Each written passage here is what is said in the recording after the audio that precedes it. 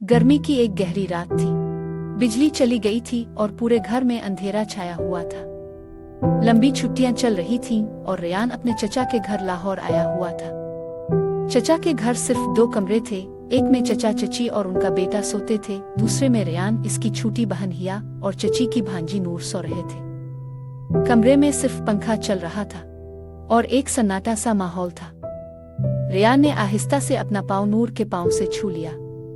नूर थोड़ा सा हिली, दोपट्टा संभालने की कोशिश की, लेकिन कुछ कहा नहीं। ये छूना बस इतना था कि दोनों के जिस्म में एक नरम सी बिजली दौड़ गई। अचानक दरवाजा जोर से हिला। रेयान घबरा गया। चची बाथरूम से निकली थी। नूर भी थोड़ा सा उठी, लेकिन खुद को चादर में लपेटकर दोबारा सो गई। रेयान खामोशी से लेटा रहा। दिल जोर जोर से धड़क रहा था।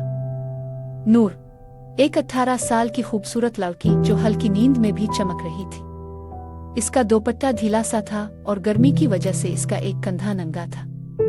रेयान की नजरें इस पर ठहर गईं। वो आंखें बंद किए लेटी थी, लेकिन चेहरे पर अजीब तनाव था, जैसे कोई ख्वाब देख रही हो। अगली रात माहौल कुछ वैसा ही था, लेकिन इस बार नूर ने खुद अपना पाँव रेयान की तरफ बढ़ाया, चुपचाप खामोशी में, जैसे कोई हाँ थी।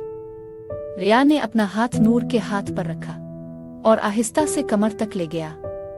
नूर की सांस तेज होने लगी।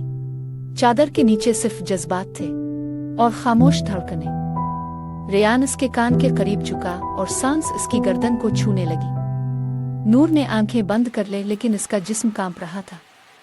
बाहर बारिश होने लगी और कमरे में सिर्फ सांसों की आवाज थी। सुबह हुई। चची किचन में थी। नूर नाश्ता बना रही थी। रेयान खामोश बैठा था, लेकिन जब नूर ने नजर मलाई, एक हल्की सी मुस्कुराहट के साथ गुजर गई, जैसे कहना चाहती हो वो सिर्फ एक रात नहीं थी।